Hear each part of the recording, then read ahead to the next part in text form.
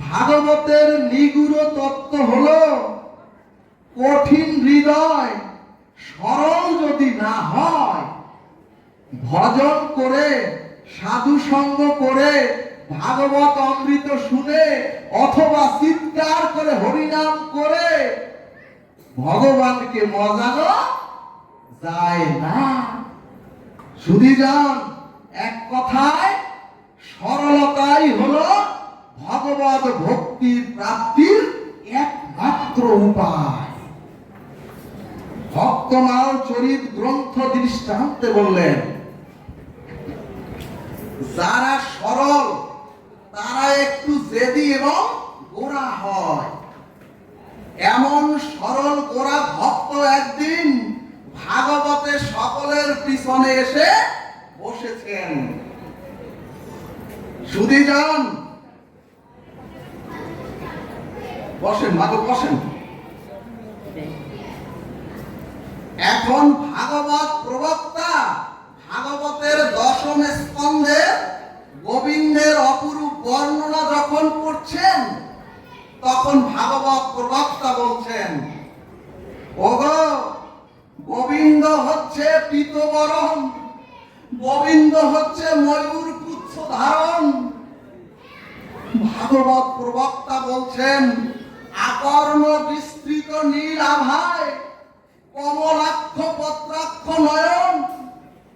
ওগো গোবিন্দ হচ্ছে গোবিন্দের গলে বৈজয়ন্তী মালা আর তার পীতবরণ। শুধিজন, এই কথা যখন পাঠকের মুখে ওই গোপালের রূপ শুনছেন, তখন সরল গোরা ভক্ত চিৎকার করে বললেন, এত রূপ কি কারো হয় নাকি? এরপরে ওই গোরা ভক্ত বললেন, এই বেটা তো সব বাড়িয়ে বাড়িয়ে বলছেন, মাগো সরল মন তো।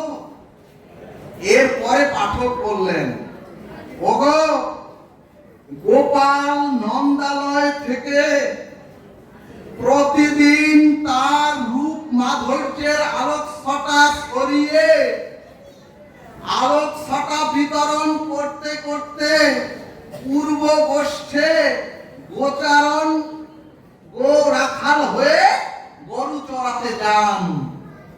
ভক্তগণ, এই কথা সরল ভক্ত শুনে বললেন, দাঁড়িয়ে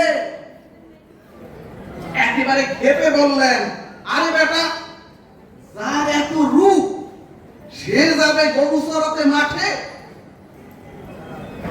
এরপরে বললেন, আরে বেটা, নন্দ রাজার ছেলে সে যাবে কিনা রাখাল হতে মাঠে? শুধিজন, তখন পাঠক ঠাকুর বললেন, আমি তো গ্রন্থ থেকে বলছি, তুমি বিশ্বাস করতেও পারো, তুমি বিশ্বাস নাও করতে পারো। তখন গোরা ভক্ত আরো খেপে বললেন, যার পীতবরণ, যার নবনীত রূপ, তাকে কি নন্দ মহারাজ গোষ্ঠে পাঠিয়ে পাঠিয়ে কি মারাত্মক ভুল করছেন না? ভক্তগণ, ভাগবত বললেন, ওগো দেখো তোমরা সরলতার কি প্রাপ্তি। শুধিজন, সেই দিনই ওই ভক্ত সব ছেড়ে এক কাপড়ে বৃন্দাবনে গিয়ে বৃন্দাবনে যাকে পায় তাকেই জিজ্ঞেস করে, এই ভাই নন্দরাজার বাড়িটা কোন দিকে? আবার বলে, ও বাবা নন্দ বাবার গোশালাটা কোন দিকে? শুধিজন, বৃন্দাবনের প্রায় সকলেই ওই উন্মাদকে উন্মাদ পাগল ভেবে প্রায় মানুষ বৃন্দাবনে তাকে এড়িয়ে যায়। এখানে ভাগবত বললেন, ওগো এই পথে যারা একবার এসেছেন, এই পথে যারা একবার পা রেখেছেন, এক সময়ে আপনাকেও আমাকেও পাগল উপাধি পেতেই হবে। জয় নিতাই গৌর হরিবল। সুধীজন ভাগবত বললেন, ওগো পাগলের পরিভাষা কিন্তু অনেক রকমের। কেউ বউ পাগল, কেউ অর্থের পাগল, আবার কেউ ক্ষমতার পাগল, আবার কেউ রূপ যৌবনের পাগল। কিন্তু ভাগবত বললেন, ওগো প্রকৃত পাগল হচ্ছেন যিনি হচ্ছেন রাধা কৃষ্ণের জন্য পাগল। বড় বড় রাধা কৃষ্ণ পৃথিবীর আনন্দে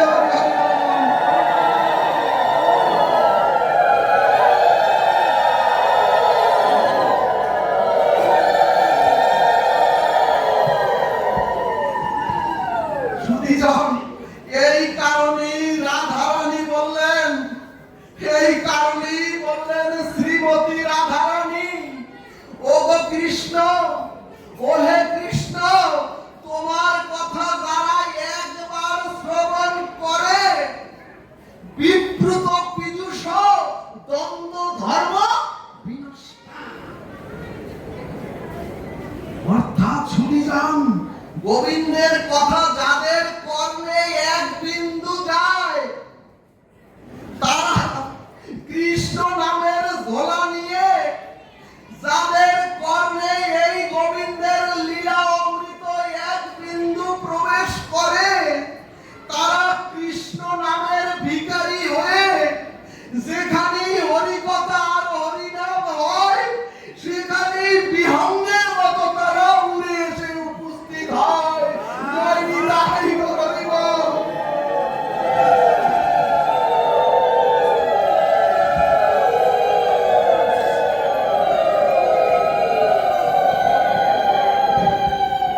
ও মাগো রাধারানী বললেন, ওগো তোমাদের কলঙ্কিনী বললে তোমরা রাগ করতে পারো, তোমাদের কলঙ্কিনী বললে তোমরা খারাপ ভাবতে পারো, তোমাদের কলঙ্কিনী বললে তোমাদের গায়ে লাগতে পারে, কিন্তু রাধারানী বললেন, ওগো সকলে যখন আমাকে কৃষ্ণ কলঙ্কে, সকলে যখন পথে ঘাটে বৃন্দাবনের পথে ঘাটে আমাকে সকলে যখন কৃষ্ণের কলঙ্কিনী বলে, তখন আমার খুব আনন্দ লাগে।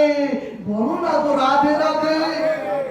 ঠিক সেইরূপ সরল ভক্ত বৃন্দাবনে এক মহাত্মা বাবাজির মন্দিরে গিয়ে দেখলেন গোশালা।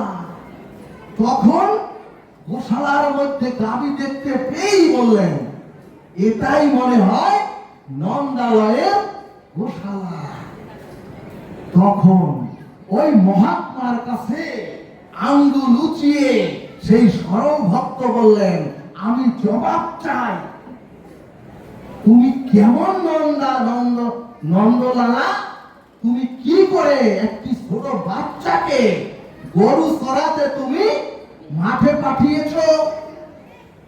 সুধীজন, বাবাজি ওর ভাব ভাব দেখে মনে মনে বুঝলেন এ তো সরল ভক্ত।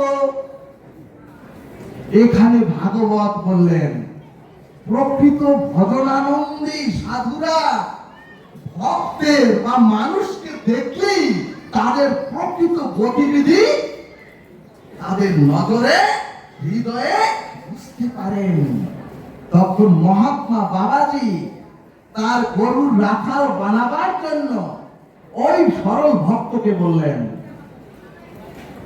বাবারে তুই আমার কাছে যদি থাকো আর যদি তুই আমার এই গোশালার রাখাল হতে পারো, তাহলেই বুঝবি গরু চড়াতে কেন যেতে হয়, এর কি মাহাত্ম্য।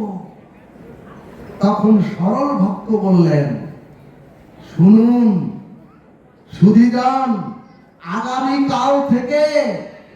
তখন সরল ভক্ত সেই মহাত্মাকে আবার বললেন, তোমার কথা মেনে নিয়ে আজকে থেকে আমি গোচারণে যাচ্ছি তোমার সমস্ত গাভীদের নিয়ে, কিন্তু তুমি মনে রেখো, যার যার পীতবরণ, যার ময়ূর পুষ্প ধারণ আর যার গলে বাবা, তাকে কখনোই তুমি কষ্টে গাভী পালনের জন্য পাঠাবে না।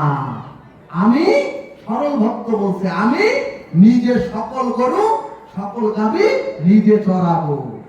ভক্তগণ, সরল ভক্ত এটা কি নন্দ ভাবা ভেবে, নন্দলালা ভেবে, নন্দালয় ভেবে প্রতিদিন গরুগুলো নিয়ে ভান্ডির বনে খুব সকালে চলে যায়।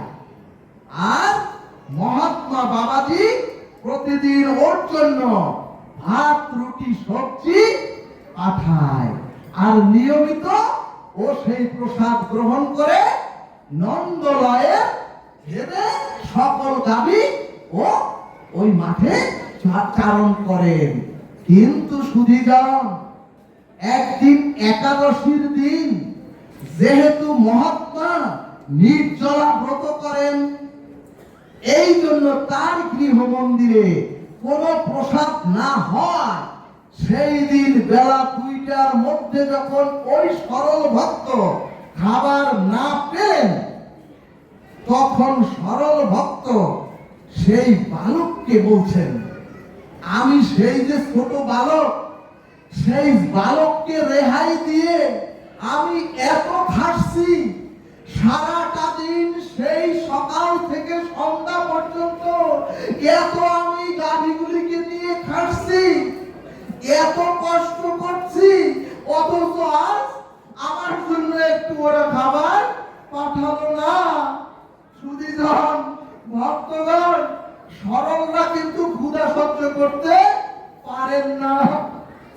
তখন ও ক্ষুধার যন্ত্রণায়, ক্ষুধার জ্বালায় একেবারে কান্না করে যখন 2 নয়নের জলে পক্ষ ভাসাচ্ছেন, তখন গোবিন্দের আর সহ্য হয়নি। তখন আমার ওই পতিত পাবনের আর কোনো সহ্য হয়নি। গোবিন্দ বললেন, ওরে, যে আমার দায়িত্ব একবার তার কাঁধে নেই, তার সকল দায়িত্ব সরাসরির এবং পরকালীন সমস্ত দায়িত্ব আমার। কাজেই ওর দায়িত্ব তো আমার, ওর কান্না তো আমি সহ্য করতে পারি না। গোবিন্দ নিজে ছোট্ট বালক হয়ে তার হাতে রাজভোগ নিয়ে নিজে উপস্থিত হয়ে সেই সরল বালককে বললেন, নাও, তোমার জন্য তোমার গুরুদেব তোমাকে পেট পুরে দেখো কি আমি নিয়ে এসেছি রাজভোগ, এটা তুমি এখন গ্রহণ করো। সুধীজন, ও কিসে গ্রহণ করবে? গোবিন্দের রূপ দেখে, ছোট নন্দ বালকের রূপ দেখে ও প্রায় মূর্ছিত হয়ে ভাবছে, ওই পাঠক ঠাকুর কি সৌন্দর্যের কথা বলেছেন, এ তো হাজার সহস্র কোটি গুণ এর মধ্যে সৌন্দর্য। আরো বললেন, ওগো, তুমি তো কষ্টের ব্রজের নন্দের রাখাল, তাহলে তুমি খালি পায়ে এখানে এসেছো কেন? আরো বললেন, ও ব্রজের রাখাল, তুমি তো শুধু, আমি তো শুধু তোমাকে শান্তি দানের জন্য। ওই সরল বাবা বসেন, ওই সরল ভক্ত বলছে, ও গোপাল, আমি তো তোমাকে শুধু সুখ দানের জন্য, তোমাকে তৃপ্তি দানের জন্য, তোমাকে শান্তি দানের জন্য আমার সংসার, আমার সহায় সম্বল, আমার স্ত্রী পুত্র কন্যা, আমার সংসার ছেড়ে আর বৃন্দাবনে সারাদিন খাটুনি খাটছি তোমার জন্য। সুধীজন, গোবিন্দ যখন অন্তর্ধান হলেন, তখন প্রসাদের থালাটা নিয়ে আশ্রমের মহাত্মার কাছে গিয়ে একটি লাঠি, গাভী চড়ানোর সেই লাঠিটা ওই মহাত্মার সামনে ধরে বললেন, বললেন, আমি যার জন্য ঘর সংসার ছেড়ে, আমি যার জন্য স্ত্রী পুত্র ছেড়ে, ধনজন ছেড়ে রাখালের দায়িত্ব নিলাম, তাকে কেন তুমি আমার জন্য খাবার নিয়ে পাঠিয়েছো? সুধীজন, তখন মহাত্মা বাবাজি বললেন, ওরে, আমি তো একাদশীর ব্রতে কোনোদিনও কোনো প্রসাদ তৈরি করি না, আমি তো কোনো খাদ্য থালায় তোর জন্য পাঠাইনি। সুধীজন, তখন থালাটি যখন ওই রাখা সরল ভক্ত তার কাপড় থেকে যখন থালাটি বের করেছেন, তখন দেখেন মহন্ত দুপুর বেলা গোবিন্দকে যে থালায় ভোগ লাগানো হয়েছে সেই থালাটি ওর হাতে। তখন মহাত্মা মন্দির খুলে দেখেন, মন্দিরে সেই গোবিন্দের জন্য প্রসাদ দেওয়ার থালাটি নাই। তখন নিঃস্ব রিক্ত লাখ রাখাল ছেলেটির চরণে পড়ে সেই মহাত্মা বললেন, ওরে কে তুই? ওরে আমি আজন্ম বৃন্দাবনে, আমি আজন্ম বৃন্দাবনে বসে থেকে ব্রজবাস করে এত ভজন সাধন করে গোবিন্দের কৃপা করুণা পেলাম না। তুই সাক্ষাৎ স্বয়ং গোবিন্দের একজন সিদ্ধ পুরুষ। এই বলে ওই মহাত্মা নিধুবনের বিহারী মন্দিরে ওই সরল ভক্তকে নিয়ে রেখে আসলেন নিধুবনকে, বিহারী মন্দিরকে পাহারা দেওয়ার জন্য। ভক্তগণ তখন বাকি বিহারীর মন্দিরে ও রাত্রে লাঠি নিয়ে দায়িত্ব পালন করেন। কিন্তু সুধীগণ, বাকি বিহারী মন্দিরের নিয়ম হলো, একবার যদি আরতি শয়নের পরে বাকি বিহারী মন্দির যদি বন্ধ হয়, ওখান থেকে কেউ বের হতে পারবে না, বাকি বিহারীর মন্দিরে কেউ প্রবেশও করতে পারবে না। কিন্তু ভক্তগণ, ওই সরল ভক্ত রাত্রে রাখাও দেখে বাকি বিহারী মন্দির হতে জ্যোতিপুঞ্জ রূপ একটি বালক মন্দির থেকে প্রতিদিন বের হয়ে মিলিয়ে যায় এবং 3 দিন এরকম রূপের ছটা দেখে চতুর্থ দিন সেই সরল ভক্ত লাঠি হাতে না ঘুমিয়ে দরজায় সারা রাত্র দাঁড়িয়ে রইলেন। তখন সরল ভক্ত দেখে রাত্র দ্বীপ প্রহরে গোবিন্দ ছোট নন্দ বালক নুপুর পায়ে বৈজয়ন্তী মালা দিয়ে নিধুবনে গিয়ে প্রিয়া আর সখীদের নিয়ে রাস নৃত্য শুরু করলেন। বলবান ভগবান রাধা কৃষ্ণের রাস নৃত্য প্রেমানন্দে হরি হরি বল।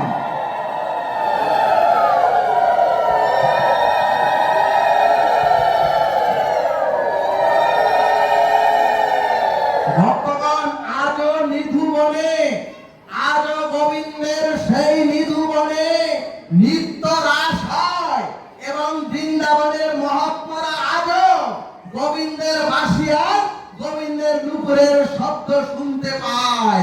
জয় জয় নবশ্রী ধাম বৃন্দাবন বিহারী লাল কি, জয় জয় কৃষ্ণচন্দ্র ভগবান কি, শ্রী শ্রী নব বৃন্দাবনের রাধা মাধব কি, সখীবৃন্দ কি, পঞ্চতত্ত্ব কি, প্রেমের ঠাকুর গৌর হরি কি, প্রেমময়ী শ্রীমতী রাধা রানী কি, জয় নিতাই গৌর সীতানাথ প্রেমানন্দে হরি হরি বল। গঙ্গা গীতা সাবিত্রী সীতা সত্তা পতিব্রতা ব্রহ্মাবলী ব্রহ্ম বিদ্যাত্রী সন্ধ্যা মুক্তিগিনী অর্ধমাত্রা চিদানন্দা ভগবতী ভ্রান্তি নাশিনী বেদত্রয়ী পরনন্দা তত্রার্থী জ্ঞান মঞ্জুরি ইত্যাত্তানি জপনিত্য নর নিশ্চল মানসা জ্ঞান সিদ্ধিং লবিনিত্য তথান্তি পরমং পদম। সকলে সমর্পিত হয়ে বলুন, হরে কৃষ্ণ কৃষ্ণ কৃষ্ণ কৃষ্ণ হরে হরে।